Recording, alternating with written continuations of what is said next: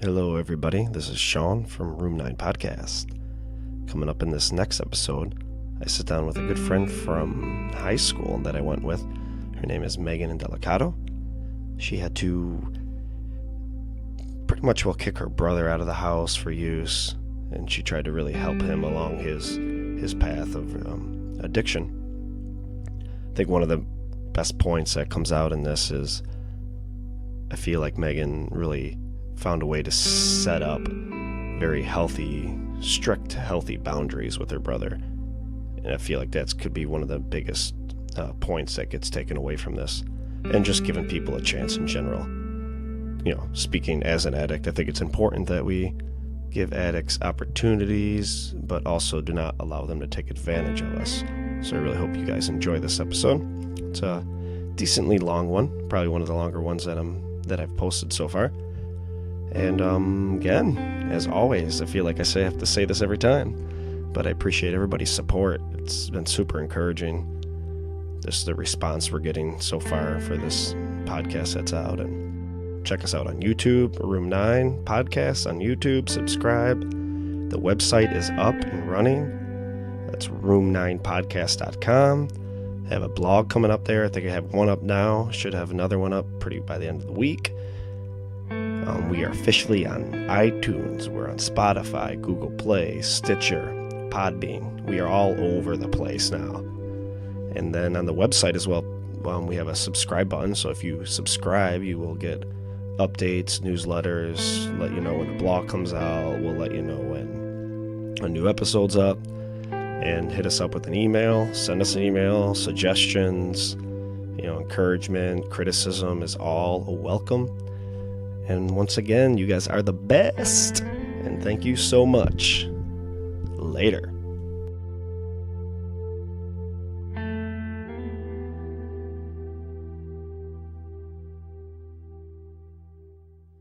All right, we're going to get this Room 9 episode on the road here. Maegen Indelicato. Whoop, whoop. My good friend from high school. Performing arts. Mm-hmm. It's hard to believe that was 2004. That's because we're getting old. I know. We're old. I can't handle this. We're like pulling muscles in our sleep now. Like wake up, like what the hell just happened? All I wanted to do was look left at the light before I turned right, and I'm like, oh. God. That is great. So, all right, we're here. Yeah. And we are here not because you are an addict, at least as far as I know. Right. I mean, my coffee, that's one thing. Caffeine. It is funny how AA, like you go to these groups and stuff, but it's just turned into, drugs and alcohol. And you go to, obviously, I guess caffeine is a drug, but people are pounding energy drinks, having coffee, and cigarettes. It's a nice distraction. It is. I've had to get my caffeine in check. Like, dude, like I'm spending all this money on energy drinks. I'm like, what is wrong with me? Dude, yes, been there. Like, I just spent like $47 on coffee this week when I can make it at home for $6.99 for a whole month. For a month, I know. But your brother, right, is an addict. Yep. And like, kind of, how long has that been going on for? I know that's annoying as hell. Well, from what I know, he started dabbling with like extracting shit out of cough syrups and stuff when he was a young teenager, maybe like 14, 13 maybe. It could have been 12, who knows. I didn't live with my siblings growing up. I lived with my grandparents. And then once senior year of high school came around, that's when I moved in with my parents. And so I never had to live with my siblings and see their, like, what they were doing, the nitty-gritty life. Right. And, my brother, middle child out of 5, and he definitely has your middle child syndrome. Like, that's a real thing. Oh, absolutely. The kid caught the shit end of the stick all the time, and then he found some friends, and those friends kind of sucked, and he was getting in trouble all the time and getting his ass whooped all the time, and he's always grounded. So it's like, young teenager, it's like he gets busted pulling stuff out of NyQuil or whatever it was in the microwave and getting fucked up like that. And I don't know, my parents just didn't put a stop to it. So it kind of, as soon as that started, it immediately became a huge issue. It wasn't like, oh, he's smoking weed, hanging out, and he's sneaking little 40s. It wasn't like that. It was like, hey, I could robo-trip at 14 years old, and next thing you know, I'm eating morphine patches. Yeah, that's nuts. And it was quick. How old did you say? As far as I know, my sister would know for sure, but I'm going to say 14. 14, so it was young. Yeah. It's insane. Yeah. Kind of going through rehabs, like how young a lot of people started with even heavier drugs, which is crazy. Oh, yeah. To think about. Yeah, and I think we've only, as a family, known about heroin itself for maybe 8 years. So there it's been a while. Part of his life for a while. That is all he knows. Okay. That is all he knows. It's there could have been other things, but a part of me felt guilty for a while because regardless of what bullshit family drama was going on about whatever situation, I always I'm like, you know what? I'm going to stay out of this shit and maintain separate relationships. It's not directly affecting me. I got shit to do. I was trying to take care of myself and survive on my own, and the last thing I want to do is deal with mom and dad's bullshit and my uncle and grandmother's bullshit and then my brother's being a dick and then my blah, blah, blah. I stayed out of it. Mm-hmm. And then things eventually did start directly affecting me, where I'm getting woken up in the middle of the night because this family member's at my door asking where this family member is. I'm like, I have to be up for work for 5, so you get the fuck off of here. Leave me alone. So as soon as it started affecting me, that's when you kind of woke up a little more to it. Right. And how long ago do you think things started to affect you and getting those knocks on the door? Well, Christmas, as far as my brother goes, Christmas Eve of, 6 years ago, 7 years ago. I want to say 7 years ago, 6 years ago. Yeah, 6. I had a couple glasses of wine. It was a bunch of us at my grandma's house, and I lived in the house behind her. And my brother Sale was there, and I was like, dude, I got to show you something. There was something on YouTube that I found hilarious, and I needed to show him. So we go in my grandma's room to her computer, and I'm sitting, and she had a lot of different pain medications because she's got some serious bone issues. And so I'm tip-tapping away, looking up whatever this video or whatever, and he was standing next to me. And I saw him, I don't know if he thought I was wasted, but I definitely wasn't wasted. I saw him peek his head up to the top of her computer desk, and I just moved my eyes up, and she had a couple of her pill bottles and stuff like that up there. I didn't think anything of it. I knew he had a past, but I didn't think it was active. It was that heavy. Right. Yeah. So as I'm pulling this up, I grab the mouse and I'm clicking around, and I'm like, oh, here it is. He reaches up to the top of the desk and went to go grab something. I knew there was a loose pill up there. Why my grandmother would have something like that out, who knows? Was your grandma kind of aware too at this point? She was. Of what was going on? But more in denial. No, he's not, or whatever. I know that she knew, but I don't think that she realized that he's at a point with his, addiction where he's going to take shit from you to get what he needs. That's it. Mm-hmm. She didn't realize that. Well, he goes to grab this pill and actually didn't grab it, and he knocked it down, and it bounced off the desk and bounced on the floor. And a pill falling off a 5-foot desk to the next tier to the floor makes a very distinct sound. So I didn't say anything. I didn't look at anything, and he just stood there. And then all of a sudden, acted like he was brushing off his pants, kind of went down to his feet, came back up, and put his hands in his pockets. So right there, I knew he picked it up off the floor, put it in his pocket. So I showed him what I was showing. And then when we were done, I looked at him and I said, give it to me. Give you what? And I was like, you just took a pill off the desk and you dropped it and you bent down and you put it in your pocket. Give it to me. And he's like, I don't have anything. Immediately, got pissed. Oh my gosh. I know and then that. I know am that feeling way too well. Yeah. And I'm like, you know what? I have nothing to lose. You're my little brother and I'm going to fuck you up.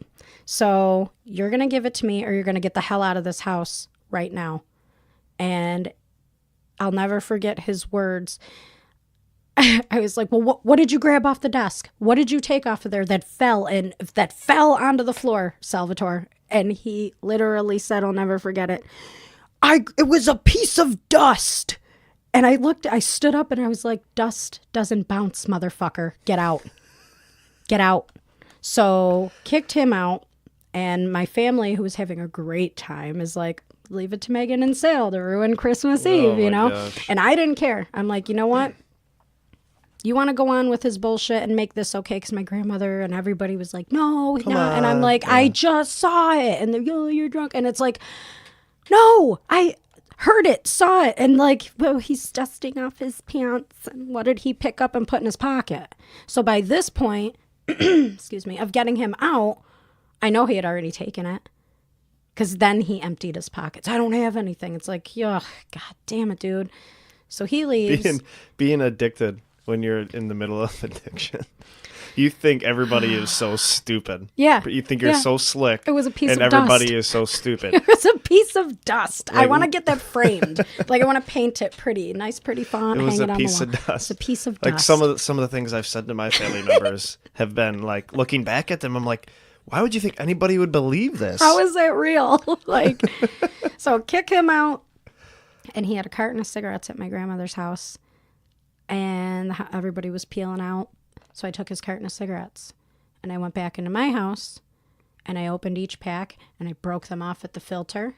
All of them. The whole carton. Threw them in a plastic bag. Was it a good carton too? Like some Marbs? I think they were, I don't know. It could have been Newports. I don't know. Oh, I don't know. I was in a rage. I was pissed. You were just doing it. Because I became the asshole Christmas Eve, you know? So I'm like, all right, well, fuck you guys. I'm going home. So I went home. And I said, okay. He's going to take some, as looking back, it was kind of a dick move, but you're going to take something from here, so I'm going to take something from you. So I broke him. I knew he didn't have a job. He didn't have money. Somebody bought him for him as like, here, Merry Christmas, you broke ass, and like, you know, and I'm you like, just well, knew fuck you. It would piss him off pretty much, yeah. So an hour after I do that, I get a knock on my door, and it's my brother. And he said, give me my cigarettes. And I said, give me the pill that you took.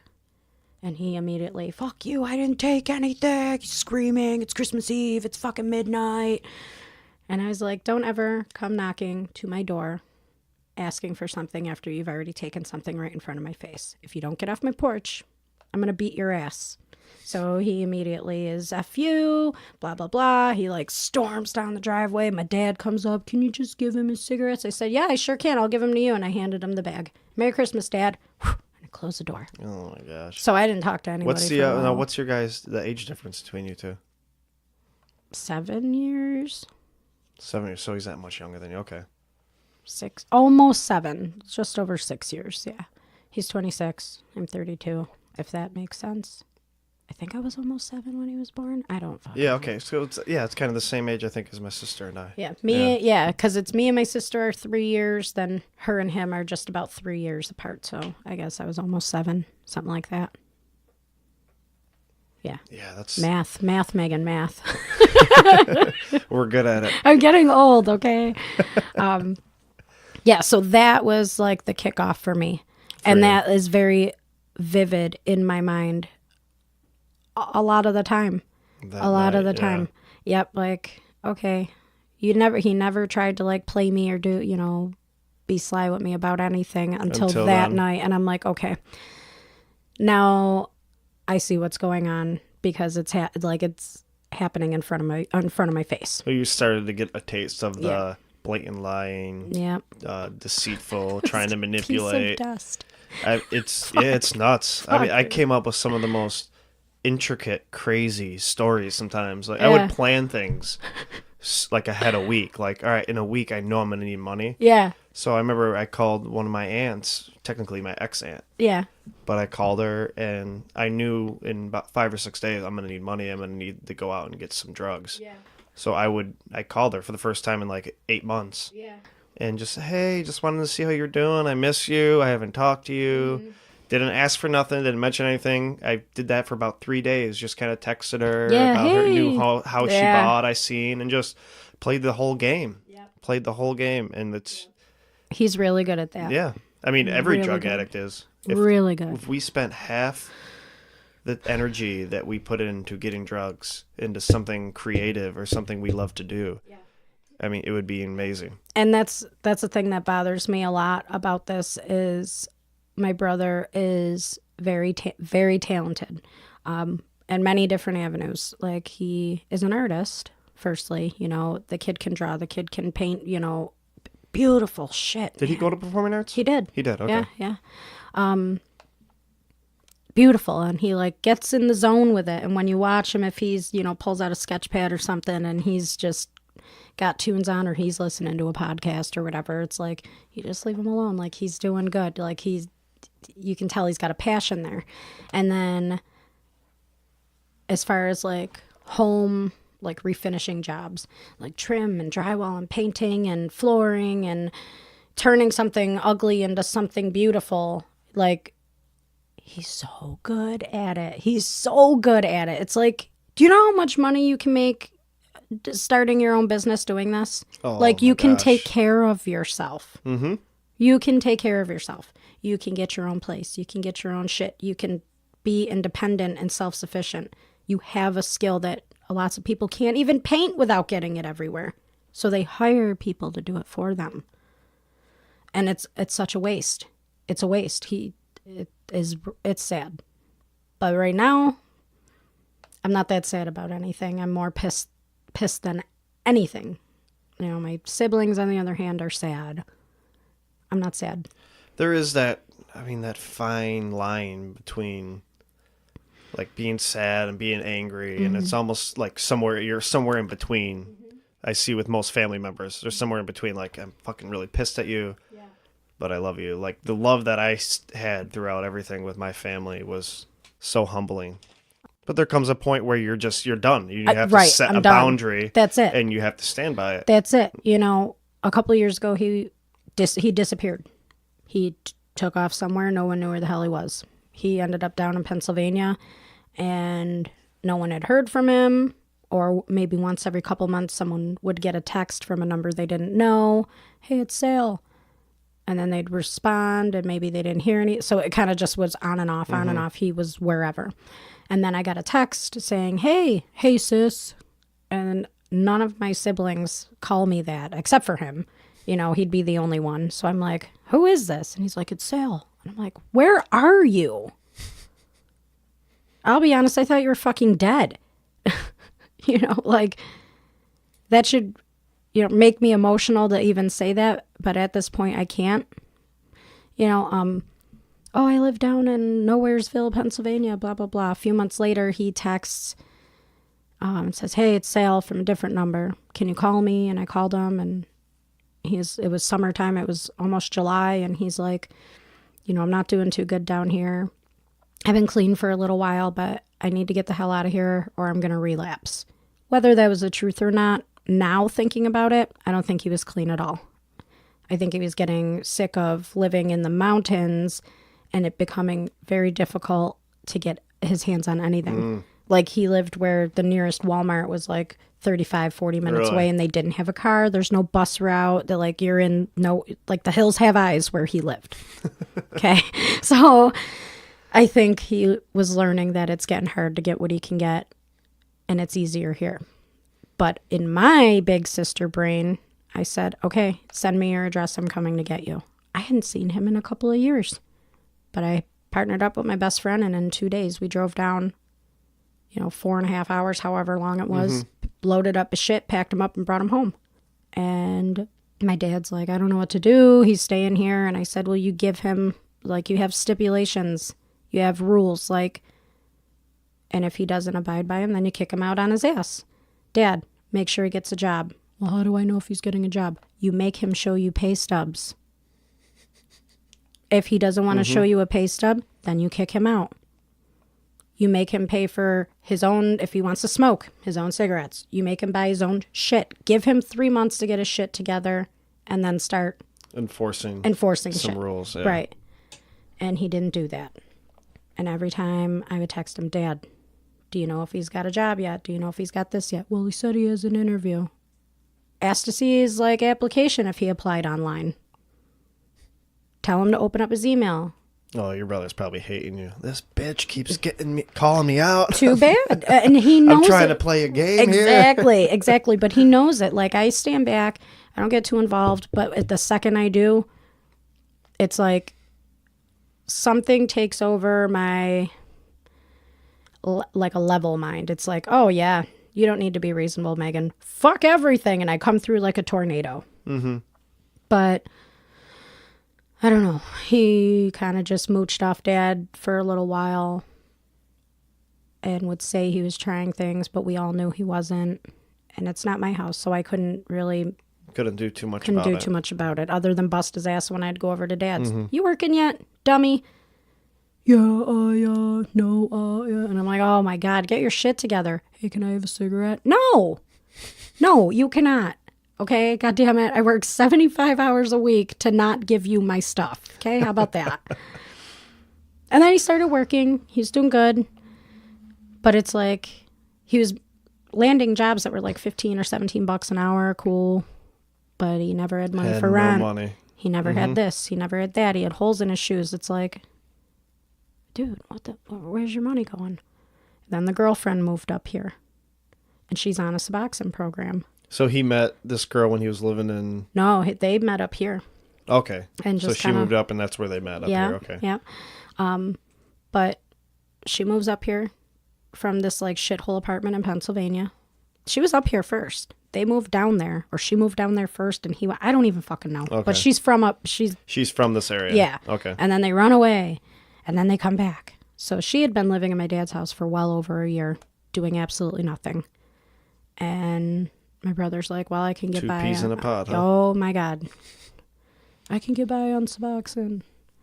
And Kristen's going to give it to me. And I'm like, Dad, you're a dummy. And then I don't have a relationship with my dad for other reasons now. So it's like I couldn't really check on Sal. Okay. You know, I couldn't just walk into Dad's house and, you know, be like, what are you doing? And catch him fucked up on the couch. I couldn't do that anymore. But now I don't know where he is. I don't know what he's doing. Because I let him stay with me for a little while. Yeah, so let's hold on one second. Let's So she's in there and she helps him with the Suboxone, his girlfriend. Right. And obviously that didn't apparently work out. Right. Kind of where did it go from there at that point? Like from the Suboxone and them living there, from there to ending up moving into your house. Okay, so long story short, he was getting annoyed with my dad riding his ass all the time. About getting the fucking job. About getting your shit together and being a grown man. Getting annoyed about, getting annoyed things. about growing up and stop doing drugs. Like, leave me alone. And then getting annoyed with Kristen because Kristen uses anxiety as a crutch to why she can't get a job. Okay. And that's his girlfriend, Kristen? Right. Okay. Or ex-girlfriend, girlfriend, whatever she is. Whatever they are at this point. They're probably going to get married. It's fine. It's fine. It's fine. So he would tell all of us how annoyed he was with her, how annoyed he was with Dad. And he would put this like invisible gap between the other siblings and Dad, Mom, and Kristen. Mm-hmm. This way we wouldn't talk to them. Mm-hmm. That was key. Right. So that was so much of my addiction. Right. Girlfriend, mom, sister, and I had to continuously keep in my head, they cannot communicate about what's going on. I got to keep them from communicating. I really did. Yeah. And I would say things to my mom when I'd borrow money from her. Yeah. Just don't tell Christine because I feel bad because I didn't want her to feel like she had to give it to me. Mm-hmm. And I'd borrow money from Christine. Mm-hmm. Just be like, don't let my parents know because they would force it on. They would give it to me and they can't afford it. Yeah. So I'd play this game, and you do that. You make sure, all right, I know these guys cannot communicate. He was so like a mastermind, these like strategies of roadblocks. And it's like, I was always skeptical, always. Like, I think he thought I was very naive and just, Megan doesn't give a shit about anything. She just kind of goes with the flow. But it's like, dude, I'm not that fucking stupid. I stay quiet because I'm figuring everything out. So anyway, I had a personal problem at home, and I needed help at home. my significant other was really very sick, very sick. So my brother's like, okay, I could come and help you out, stay home with you for a little while we get this figured out. And I said, okay, perfect. And that boy was such a help that I needed physically, like, to do shit in my house. Emotionally, oh my God. You know, and it was weird to actually have bonding time with him that we hadn't had in years. You know, we'd be sitting on the porch having a cigarette, and he's like, never in a million years would I think I'd be, like, couch surfing at your house, like, practically living with you. And I was like, yeah, me either. Well, a month later, me and Brian decided, like, all right, shit's not good with Sal at my dad's house at all. You know, let's have him move here. Was he just doing Suboxone at this point? As far as I know. As far as you know. As far as I know. So it's like, okay, let's bring him in, and, you know, we'll help him get on his feet. We won't charge him rent. We'll help him get work and everything lined up. We'll bring him to and from work. We'll help him get his license. We'll do all this shit for him so he can get out on his own, because get his life together. Right, because the story he would tell all of us is like, every time I get money, Dad's taking it because I live there, blah, blah, blah. And it's like, you know, I didn't have a relationship with my dad, so it's like, to me that made sense. Like, Dad would do that, you know, what the fuck? You want your kid out, stop taking his entire $200 paycheck. Take it and put it away for him. But or something, you know, and then when he goes to move out, give him, hey, you saved up $5,000, go get a place and get the fuck out of my house. That wasn't happening. So I was like, okay, let's give him a shot. We'll help you. And I told Sal, I said, I have rules. Number 1 rule, no drinking in my house. Me and Bryn don't drink. If we find so much as a bottle cap, you're out. Yeah, I could do that. I was like, rule number 2, don't let me find one sliver of a crumb of anything anywhere. And you know what I'm talking about. And he's like, I've been clean for 3 years. And I'm like, okay, I know, whatever you're saying, don't let me find anything. Don't make me question anything. And if I decide that you're acting like a damn fool and an asshole, and I want to surprise pop quiz drug test you, you're going to drug test. You refuse, you're out that day. I find anything, you're out that day. I'm not fucking playing with you. I'm not Dad. I'm not Mom. Did you ever drug test him? No, I didn't have to. It just was obvious. It was obvious when it happened. Yep. Yeah. So he agreed, you know, and he's like, I'll take a drug test right now. I'll take a drug test anytime you want. At that time, I didn't know how quick heroin's out of your system. Mm-hmm. I don't know. You know what I mean? Like, I knew of, like, the common drugs, just what, like, with the military, people try and smoke weed and then they get busted and get kicked out. Like, and it's like, that's in your system forever. Forever, yeah. Right? So, and my drug experience in history was weed. You know, I've tried acid a couple times. I tried shrooms a couple times. Big fucking deal. Whatever. It didn't become a problem. It didn't become a habit. Not a big deal. I hadn't done anything like that in 100 years because of work, you know. Mm-hmm. I never experimented with anything close to heroin, you know. So I don't know the history and how long it's here and the shelf life. And I don't know all that shit. So that's why he was so willing to take a drug test. It's like, okay, I've been gone, staying at my friend's house for 3 days. I'm going to bang shit for the first day and a half, wean off with Suboxone. By the time I come home, if you want to drug test me, go for it. Yeah. That's why at the Oxford house here, you can stay out 3 nights, but you cannot stay out 3 nights in a row. Right. Okay. So people could be gone for 3 days and then come back clean. So you have to at least show face around. Right. When he would leave, you know, to go hang out at our brother's or his friend Tony's or wherever, at minimum, he'd be gone 4 days. Minimum. And I had helped him out and lined up a bunch of work for him. Ceiling scraping, drywall, flooring, rip this up, strip stairs, sand, all this shit. We're all refinishing work in my friend Barb's house. And she was paying him cash, $15 an hour. Nice. Okay. You know, a contractor would make much more than that. But guess what? You're not a contractor. You're living on my couch. You're going to take what she's going to pay you. If you don't like it, you can say no to the job. I'll bring you to and from work. I'm going to make your schedule because I'm the one taking you. And I'm trying to help you figure out, like, hey, this is what a schedule is. You were handing him like a new life on a silver platter. Yeah, basically. And he shit all over it. Within, it was like the first 9 days, it was like... That's what us addicts do. I'm going to go out Friday. I'm going to hang out with my friend Tony. I said, okay, Monday I'm dropping you off at Barb's at 9 in the morning. And then it would be like battling a fucking toddler until Wednesday night when he would come home the following week. You know, like, dude, you're making me look like an asshole because I told Barb you were completely reliable. And now you're putting me in a position where I have to lie to this person, that person, or say, okay, I'll come over and help you. I'm doing this work. I'm not getting paid $15 an hour, you fucker. And then I lined up work at my aunt's house for him, and they were paying him $15 an hour. And then I had future work lined up to do these friends' cabinets, this friend's house that they need in selling condition. I mean, in 7 months, the kid would have made probably close to 20 grand had he kept his shit together, and I wasn't going to take a dime of that. If I can let you pocket $20,000, so, or, you know, this week I made $1,000, I told him, but we had all the room in the basement. Get yourself a washer, get yourself a dryer, get yourself a fridge, get yourself a couch, get yourself a bed. We'll store it all downstairs piece by piece, and then when you're ready, we'll help you move. I got you. I'll drive your moving truck, bro. I'll rent it for you because you don't have a fucking license. And then what, just behavior started money changing? was disappearing. Really? I mean, like, his money, not mine. Okay, his. I was going to say, all right. But I counted dollar for dollar how much he earned. And I'd say, okay, well, we're going to Citizens Bank on Tuesday. Be home by 9 o'clock because we're going. I got shit to do. I have doctor's appointments. Baby has an appointment. I got a lot. Even if I had nothing to do, I'm taking you at this time. Mm-hmm.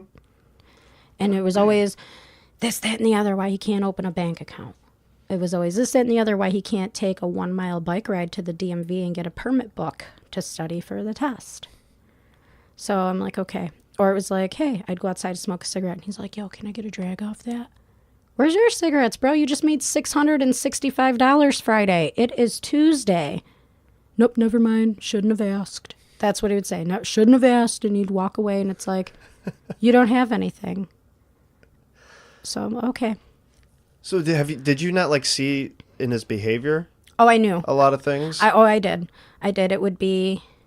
So you're almost playing a game back with him pretty much. I am going to let you bury yourself. Mm-hmm. Because there's the part of me that doesn't want to believe that this is a thing. So I need to make sure all my ducks are in a row. So I don't accuse you of something and maybe you aren't using. And there's always that hope, I think. You know, like when it's a loved one. Yeah, he would always say, I'm sick of being accused of this. I'm sick of every time I go to Dad's, they tell me something goes missing, but I haven't done these things. And when he lived in my house, not a fucking dime on the table went missing. Not a cigarette went missing. Nothing was moved. Nothing was shady. It was just when he would leave. And it's like he would disappear off the planet. And he would lie about where he was going. I'm going to hang out with my friend Tony's. Then he's late coming back to go to work. And outrageous stories about my friend Tony died. 2 weeks later, he finds out Tony's not dead. And I'm like, okay. And so how did this come about? And it's just like wild shit. Like his family told everyone that he's dead because they made him go to this mental institution or whatever. And it's like, what kind of fucking people do you hang out? Who does that? I would never do that. What are you doing? Oh my gosh, and then it's that is a story. Yeah, and he would cry, like he cried, and I'm like, okay, well, I'm sorry about your friend, but you're still going to fucking work. Nobody in the history of stupid stories, whatever. My friend's family mate told everybody he was dead because he was in a mental I'm not even fucking kidding. Like, he was suicidal, so his family wanted to rid all of his friends because they're bad influences. And he's dead. Gosh. And I'm like, that's not real. But apparently, I guess it really happened. I don't know. I don't care. It's not my family. But what I'm saying is he came home 3 days late for work. And I'm on my porch as he comes strolling up, getting off the bus from around the corner. And I said, hey, welcome back to reality. And the first thing he says is, can you just give me one day? Can you not today? And I'm like, why? What happened? And then he's like, my friend Tony's dead. And I was like, I'm very sorry. Like, I was sorry. That's sad, you know? Yeah. What happened? Oh, he killed himself. Oh, okay. That's terrible. I get it. Been down that road with, friends and shit. Sorry. Okay, we got to talk about you now. You've been MIA for 5 days. Got any money to go to the bank? Like, I'll let you dwell on your friend, but you've had 5 days to piss and moan and cry about your dead friend. I need you to stay focused. I'll let you mourn. I'm not that heartless. However, people get a couple days to cry off of work when they lose someone. And then what? They have to go back to work. You have to go back. Okay, and that's what I'm trying to teach you. He don't give a shit. Can I just take today? Yeah, fine. Well, when he comes home, every time his face is like red. All these like broken blood vessels. Like he looks like he had just been drinking for 24 hours straight. Every time he'd come home, he's tired. Whatever. He looks like shit. It was obvious as hell. He was just I'm partying like, dude, it. Yeah. what the fuck? Pissing away his money. Gone. Nothing. Never had a dime. Never had anything. Always like, stop treating me like a 12-year-old. Stop fucking acting like a 12-year-old. You don't like it, bro? You can pack your shit, get out of my house. It's fine. I'm okay with that. It's not going to hurt my feelings to not feed you. Yeah, I feel like you have a great ability to... No, but seriously, because this is what, drug addicts need, is this love and caring, like you were doing. You're helping him out. Like, I'm going to help you get your life back in order. But there's this, and that, that if you cross this line and you break this, you have very healthy boundaries. And I think that's very hard for anybody with a loved one to do with them when it comes to addiction. That's my brother. I love him. But if anything is going to kill him, it's going to be me. And that, that's what I had told him. I'm like, I'm not going to let some bullshit drug that some scummy dealer doesn't just want to give you awesome shit and maybe you'll overdose because you think you're fancy one day. No, he's a scumbag, and all these things that are put in there are going to kill you. It's not going to be the heroin. It's going to be everything else, you fucking idiot.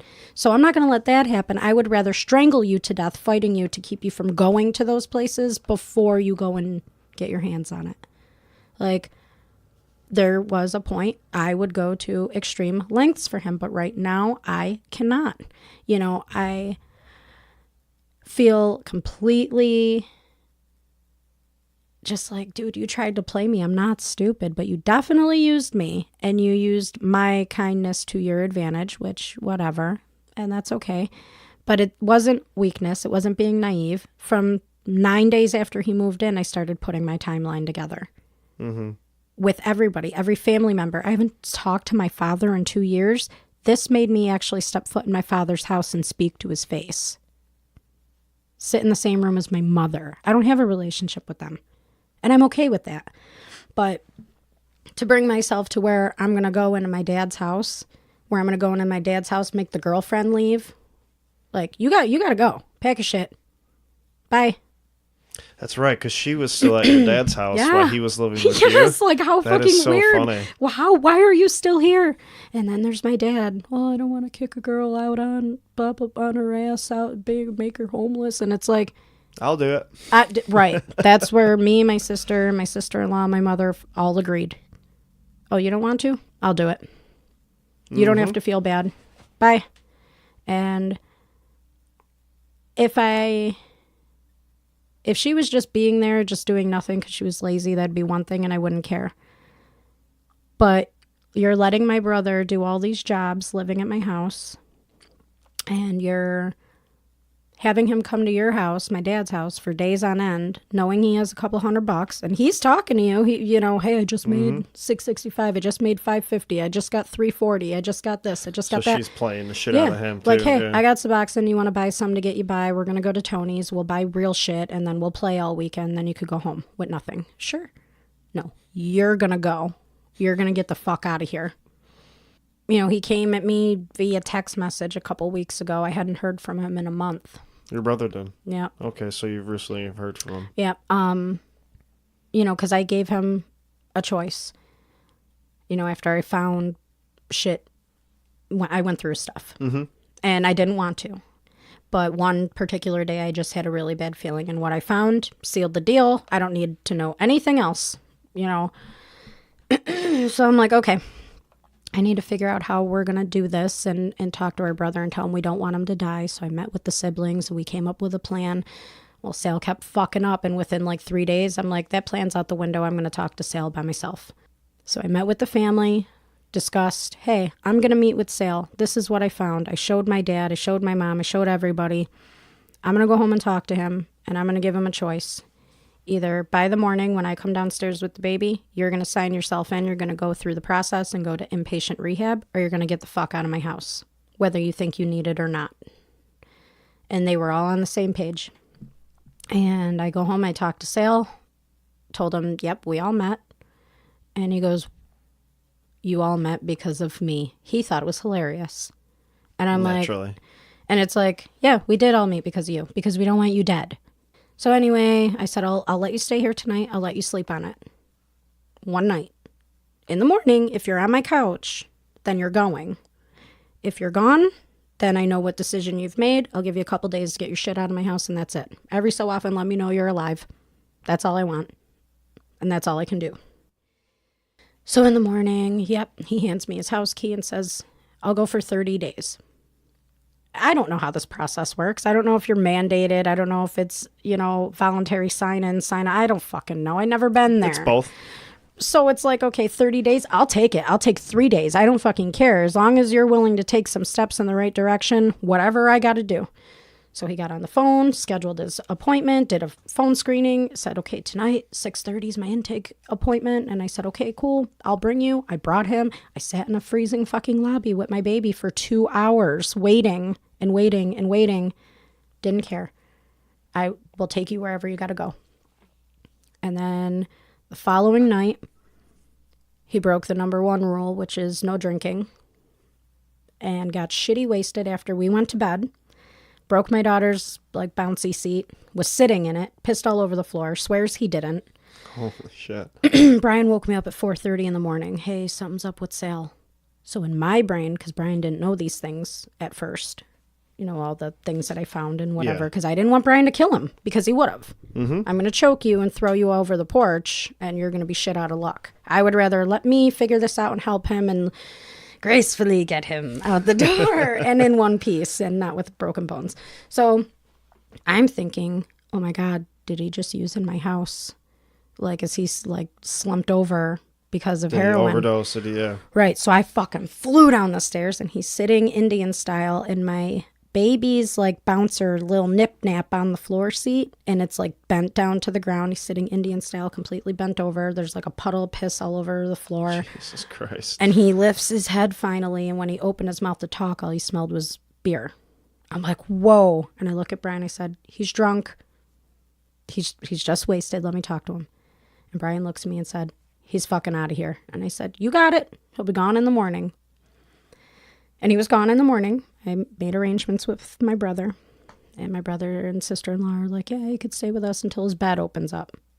He can't leave the house. No one can come here. He leaves the house, he's out for good. We won't have anything to do with him. Well, it took 6 days to get bed availability. So in that 6 days, he decided he wasn't going to go. So when the bed opened up, my mom calls, he's not going to go. I don't know what to do. And I'm like, let me call him, see what's going on. And he answers the phone. What? Like a little bitch. And I'm like, don't what me. I'm calling to see what the fuck's going on with you. Are you okay? There's room for you. Let's do this. I'm not going to go. And then I went from the caring sister that's like, I've taken all these steps with you. I've done these things. I've tried to talk to you. I've helped you out with all this, that, and the other, to a fucking tornado. I said, oh, you're not going to go? Pack your shit and get on the next house. I'll be there in 10 fucking minutes. I'll drag you out by your hair if I have to. Get out. That's when he disappeared. Yep. He was babysitting. He pawned off the kids on my mom and bounced. It's amazing how, I tell people, especially people who are in an addiction, it's almost like there's this other voice in your head, literally, that calls to you, that wants you to do things. It convinces you. It it manipulates. And I'm not taking. There's obviously responsibility to be taken. There obviously is. Yeah. You have to learn to take responsibility for all the effed up things you do. Mm-hmm. But even outside of my rehabs, now that I've gotten out through them and being sober, I hear that voice sometimes that comes up. I have to be on my toes all the time. I have to be aware all the time of this voice that comes in and says, hey, you can have a couple beers today. Yep. Right. Because you know what? Maybe I can have a couple beers today. Right. And maybe I can have a couple beers for, a day or two for a few months, or maybe even a year, but eventually it's going to be, now I'm going to have some more. And then once I get too much alcohol in me, now I'm going to justify going and buying dope, and I'm going to do all these things. So it's a constantly this voice of like, it just wants you to do these shitty, fucked up things so you can just keep it. And this is the biggest issue now with overpopulation in rehabs, is waiting 6 days for an addict to be able to, 6 days for an addict to be able to stew and think and contemplate. Right. I'm going to go, I'm going to go in here and not do any drugs anymore and not do anything. Fuck that. Yeah. He, when I sat down and talked to him, excuse me, and went over like options and what I found, and that I'm not mad. For a split second, I was pissed when I found the shit in his drawer. But then I stopped and I'm like, okay, let me just talk to him. Okay. Refocus, regroup, figure out a plan, my own plan, and then a family plan, okay? When we talked about rehab and he agreed to go, before he agreed to go, it was like 3 or 4 minutes into this conversation where he immediately like admitted to using Suboxone. He said, I'm not shooting up. And like 30 seconds later, he's like, okay. The only thing I do use Suboxone. So I'm like, okay, so you need Suboxone. He said, just in case. Oh, okay, just in case. So you need it. If you use it correctly, like the right way, it'll help you. Or it's supposed to help you. It does. I take it. So that means you need to be on a Suboxone program, like prescribed to you for what you need. Bingo, like going to see a doctor. You're buying Suboxone for fun from your friends. So you want me to believe that you're not shooting up too? Like, dude. A lot of people think too I did actually an episode with my friend Matt on the MAT, the medical assisted treatment. And I waited a while to even try Suboxone. I did so many things, but so many people take it and just think they don't have to do anything else. Right. That is one of the biggest issues I find with it. And I'm not going to work on any of my guilt, any of my shame, any of the trauma, any of this stuff. I'm not going to go to, these extra help places, these self-help places, AA, NA, whatever it is. But I'm just going to take Suboxone, and then you expect to be cured. It's like, no. Right. I mean, that's not going to happen. You have to take that and help, it's one tool in your box to help you get, all these things taken care of, to work on your addiction. And I waited. I was actually, a lot of people thought I was crazy, but I was 6 months clean and I started it. Wow. I wanted to. I got out, and I remember I seen my drug dealer at Tops. Oh, fuck. And that sucks. And I was just like, I had that warmth. Like, the only way I explain like heroin to people is like, it's just like a warm hug from God, pretty much. Wow. Yeah. It is like just this crazy feeling. Yeah. And so I like started to feel that in my gut, and I was like, all right, I think I still need a little extra help here. And that's kind of what sealed the deal. Right. Because Suboxone is pushed on people. It's a moneymaker. It's a pharmaceutical moneymaker. And people can abuse it, and you can be hooked on it if you're not in a program with it. I've seen people withdraw for 30 days off of Suboxone in jail. And if you're not, being supervised, talking with a doctor constantly, like I meet with my doctor at least once every 2 weeks. Right. So there's this constant involvement. This is how you doing. We want to keep you at the bare minimum. We want to make sure we have a program to get off. I'm on a 6-month program. I'll be off of it in 6 months. Right. I wanted to kind of get my year sober mark. Yep. And so it's a big tool, I guess my main point is, but a lot of people just take it and think that's it. Yeah. And he kept saying, I have it just in case. And it's like, just in case. Like I told him, I said, just in case what? Because your just in case Suboxone is like a plane ride to just in case fentanyl heroin combination and your just in case funeral. You fucking idiot. Like, you clearly need, help kicking this, and that's okay. But my form of help is I'm going to help you. So you're going to take the help or you're going to get the fuck out. I'm not mom or dad. I'm not playing this game for 8 years back and forth. It took me 2.5 months to figure out what my parents took 8 years to figure out. I'm not stupid. And I don't have time to get used and fucking play. And I hate even like saying it, but you know, my parents had an active role in giving their teenage son and enabling him, but actually putting certain things physically in his hands. Really? Yes. There was a time where my mom was having my brother sell stuff for her and stuff like that. And it's like, you give your 16-year-old kid your fentanyl patches from your back surgery or your morphine or whatever the fuck it was, whatever it was. I don't care if it was Tylenol with codeine. You're giving your teenage son, you know, Flintstone vitamins and saying, and counting on him to not even try them, but sell them. Like he's going to try them. He's 16. He's going to try them. So, you know, rather than saying, oh, here's my little boy that is fucking robo-tripping. Let's stop all this stuff. No, you gave him like the power to just have anything at his fingertips and he ran with it. Oh my gosh. Okay, yeah. like that's a thing. That is real. That's nuts, that is real. I'm burned out. You know, I got my family at home. You have an 8-month-old baby. I have my 8-month-old that's all over the place right now. You know, I'm still adjusting to my lifestyle change. I just got out of the military after 12 years. I just left my unit there after 5 years full time. Boots every day for 5 fucking years. I don't even know how to dress now. I'm adjusting myself. Like, I don't have time to fucking help you out like that when you're gonna just not take good advantage of it. When you don't care yourself. Yeah. You don't give a shit, and you gotta go. And there's nothing, I mean, you can do. And it's such a helpless, you feel so helpless because, really you are.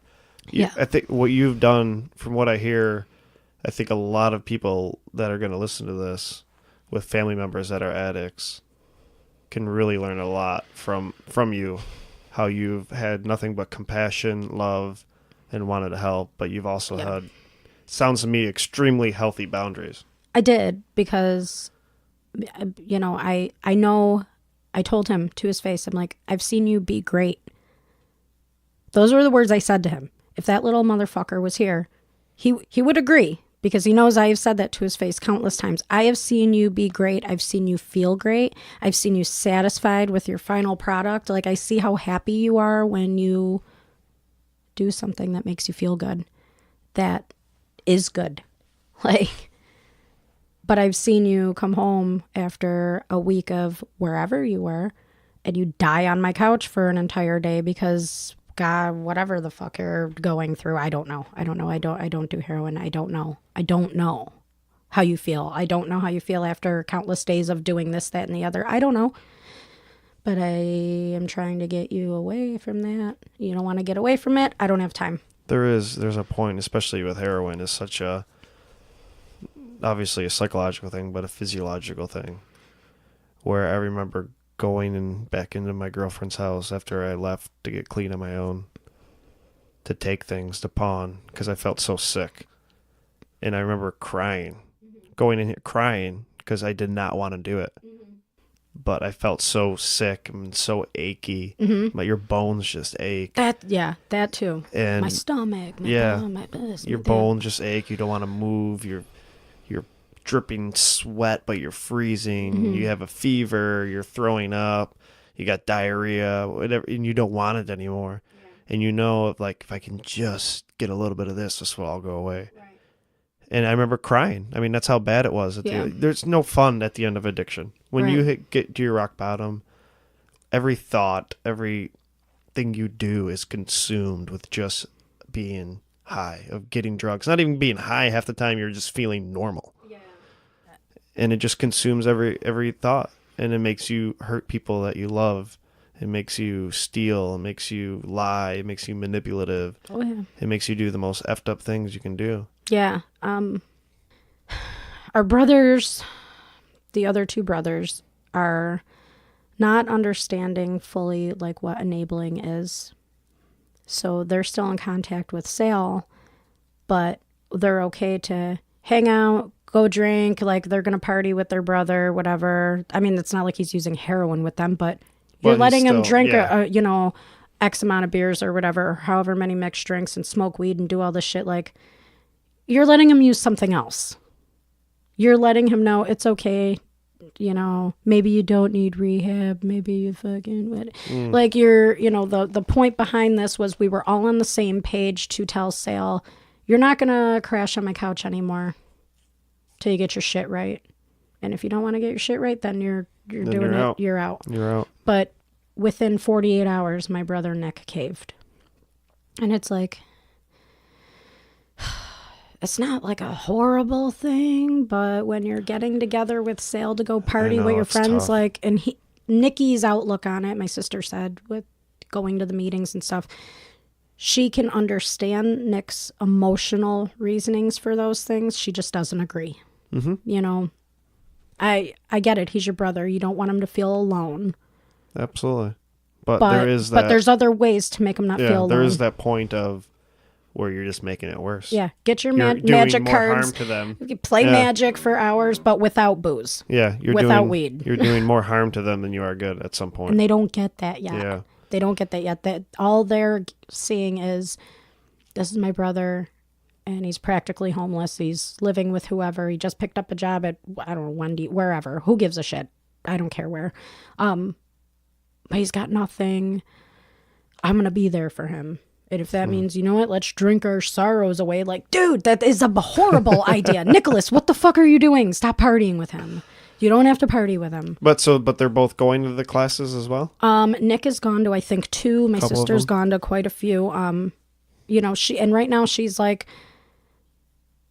it's a difficult situation. She's not really ready to like fully process everything to where she can accept things. She's just kind of learning some motions here on how she can just understand, because she doesn't know how she, feels. Sale's done some really fucked up shit to her in the past. Yeah. Multiple times. And she always was like, Meg, just give him a chance, blah, blah, blah. And I'd say, no, I'm not getting involved in his bullshit. For years, I stood back, and then he would hurt her, steal from her, whatever. And she would always, she's like mother hen, It's okay. We'll figure this out. Okay, I forgive you. Don't do this again, because I'm going to break your arms. And then something else would happen. Again. But she's so like family oriented that she looks past so many things, but now she's at a point where she's trying to get her own family started. She's getting married in less than a year. She's realizing, like, I can't take care of you. I can't keep doing it. Like, so she's trying to understand how she can recover herself, and understand what Sale must be going through, or what steps we can take to better understand why this or why that or how this or how. It's just a fucking whirlwind of bullshit. And it's like, she tries to be encouraging, like, you should come, like, you're in a position right now with your anger, like, this might be good for you. And I'm like, no, I'm in a position right now with my anger where if I see Salvatore, I'm gonna choke him to death. Like, I need to step back, like, give me my own time. I'll think about it, but right now it's a no. You go to meetings, I'll bring you to them. I'll drop you off in them. I don't give a fuck, but I am not going in that building. That has been, I think, one of the greatest things being out at Horizon. Tuesday and Saturdays, they had family things where if I could visit with them for an hour, but they had to come for this hour thing beforehand and learn and do family groups and stuff like that, because it's so important. And that's my hope with doing things like this, sitting down with you and other, loved ones who have family members that are addicts, is to just help people know a little bit how to set boundaries, how not to enable people, where should I draw the line, how should I do this, right? How shitty it feels. Yeah. Because I remember my counselor, my sister brought it up on the episode I was with.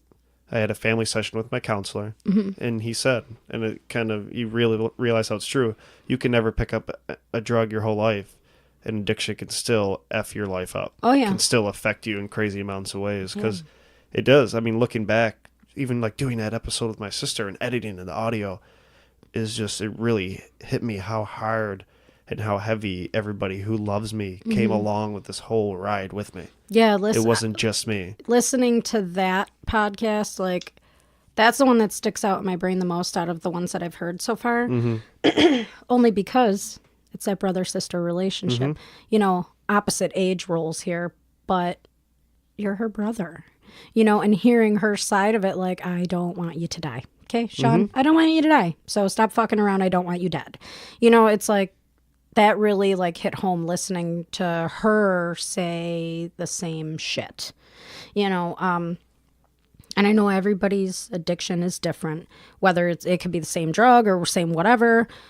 Maybe it's two gamblers. Who knows? It's the same shit, but it's all different. So it's like, even the small things that are the same, it is comforting to know that it's fucked up to know that someone else is going through it, but it's comforting to know that, like, okay, yeah. So this is not... I'm not just the only one. I'm not the only one. It's hard right now.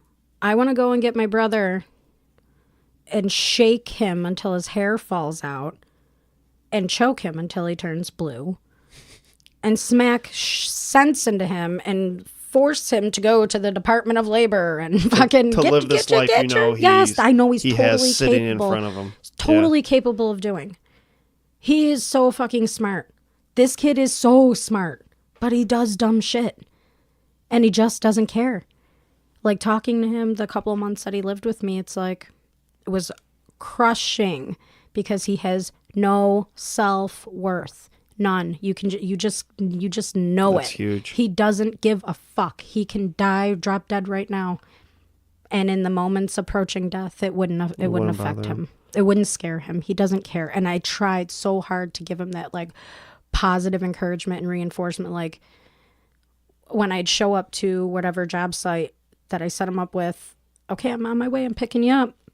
And he would send me pictures of his progress and stuff. Like, he was proud of it, but also wanted to show me, hey, I'm not here fucking around. And I'd show up and tell him, like, this is beautiful. Like, this looks incredible.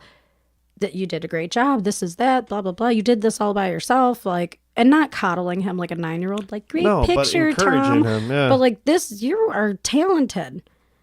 You're talented. I have my business license. I wanted to have him be my employee. I'd line up the work. All the pay would, you know, there would be nobody else unless, you know, my brother Nick needed to help him out because Nick can do the same shit. But I told Sal, I'm like, I'd be your boss. You'd be your one-man thing. You take this car. We'll get your trailer. You do all these jobs. Make yourself money. I'll help you build your portfolio. And then you go get a real job. You know, pay some taxes maybe. Get on the fucking grid a little. Go get a real job with wherever and get some union benefits or something. I don't know. You know, I just wanted to... You wanted them to be... Christine wrote me a letter going from jail to my first rehab. And in it she said, I love you more than anything. I believe in you more than anything. Mm-hmm. I know the beauty you can bring into this world. I know the lives you are able to change, but that means absolutely nothing if you do not believe that of yourself. Mm-hmm. And like I shared with you before we hit record, that's what I needed to learn to do, is to love myself, to accept myself, to forgive myself, and to know that I am worth something. Mm-hmm. And you can't make anybody see that. Nope. You can't. Then there's no special formula. There's no equation that you can just throw out there where somebody can wake up and see that in themselves. And that's I think is the most painful and the most difficult thing. It is, because as the person trying to get them to see those things, you never know if they're ever gonna. Mm-hmm. You don't. You know, and that's the sad truth. It's horrible because outside looking in, all of us see, you know, the addict's worth or their potential, their skills, their passions, their this, their that, their everything, what they're good at, what they hate, what they like, you know.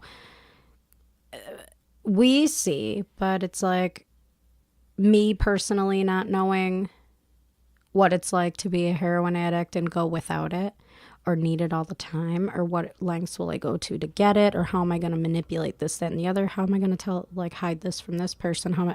I don't know what it's like to do all that shit, but I know what it's like to put the puzzle together and see it fall apart, you know, and how do we fix that? when you care about somebody. It's my fucking brother. I wiped his ass. I watched him learn to walk, learn to talk. Like, I have so many like little stupid pictures of him from when he was little. I always talk about like how adorable, oh my God, when he was a baby, his big giant melon head and how his lisp and how fucking cute he was. I love that kid. But right now I would, string him up to a ceiling fan and beat the shit out of him. Piñata. Yeah. I don't know what to do other than I need to step back. I don't know what to do. I don't want him dead. No. But it's like, all right, maybe the next time I see you, Sale, it will be your funeral. Even if he got better, I don't think I'll ever have like a real relationship with him.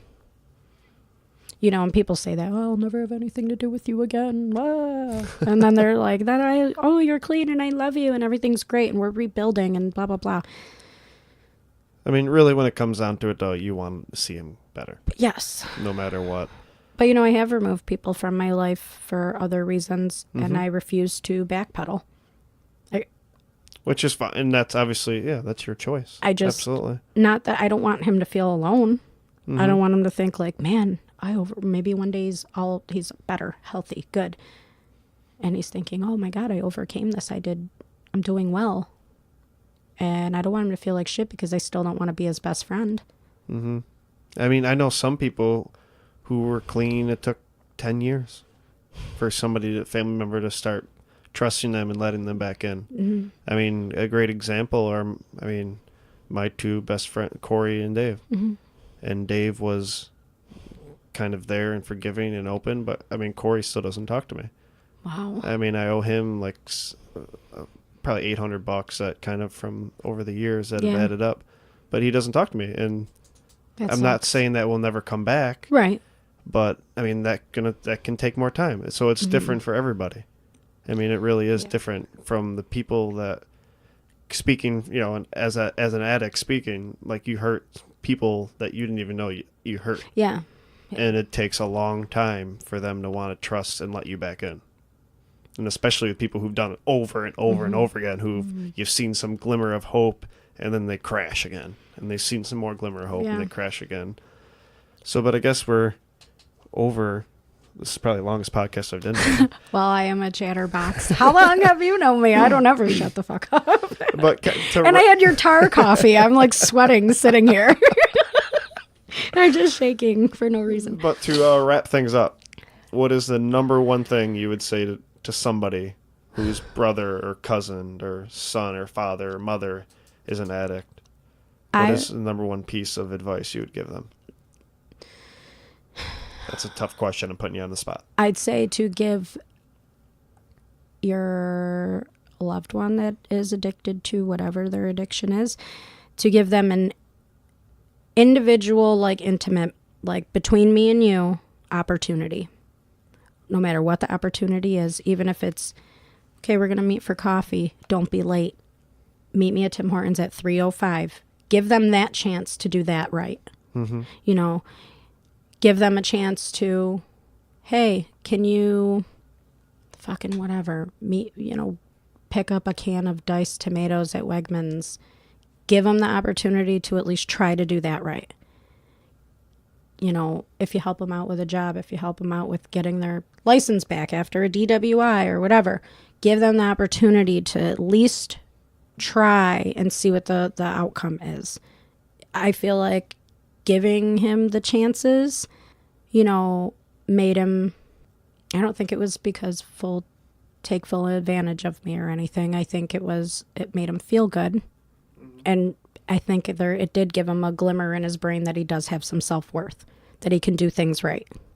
Did it have a good outcome? No, not in our situation. But I know he felt good about the jobs that he was completing and what they looked like, and that the customer being satisfied and you did a beautiful job. This is fucking great. I'm going to pay you for it. You did such a great job.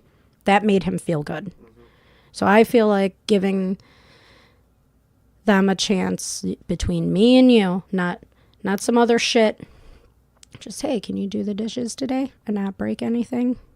Little things, step by step. one thing at a time, but have it be between you and that person and not open to so everyone can watch them fuck up. You know, if you're going to fuck up, let it be between me and you, and we'll leave it at that, and we'll move forward. I kind of feel like that is helpful on both ends. That's awesome, yeah. Because you fucking up, but I'm the only one that knows about it. I'm seeing without anybody in my ear. I'm piecing together your habits and your behaviors so I can catch on faster, rather than he said, she said, he did this, he did that, blah, blah, blah, blah. And then it takes 8 years to find out that you're still shooting up. Yeah. It took a couple of weeks. And to take it on the other side, you can also be there to piece together their accomplishments. Yes. So the good things. Either way it goes. Yeah. Right. So I kind of feel like if you've been burned one too many times and you're afraid, you know, keep a safe distance to where it's not going to financially crash you. Your shit's not going to go missing. Physically, no one's going to be harmed, whatever the case may be. But give a small opportunity, a small project between you and that person to give them a chance to do it right. Because I feel like the more things that they can get done right, it gives them something to look forward to. Okay, I'm not a fuck up with everything that I do. That was awesome. Well, thank you for being so honest, vulnerable, open. And vulgar. Sorry. Vulgar. That's awesome. My apologies. But I love you, woman, and this was awesome. I love you too. Yeah. This was great. Yeah, definitely healing here.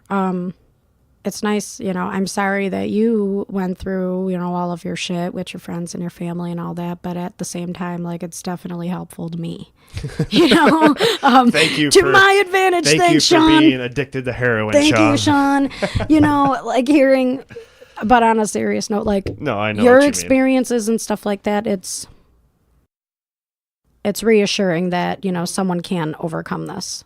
And that's what, I mean, that's what this is all about. This needs to get out more and more and more to people that are going through the same shit, because this is great. I hope this is great. That's the whole point. So make sure, subscribe on YouTube, people. Website's coming. I love you guys. Thanks for listening. Later.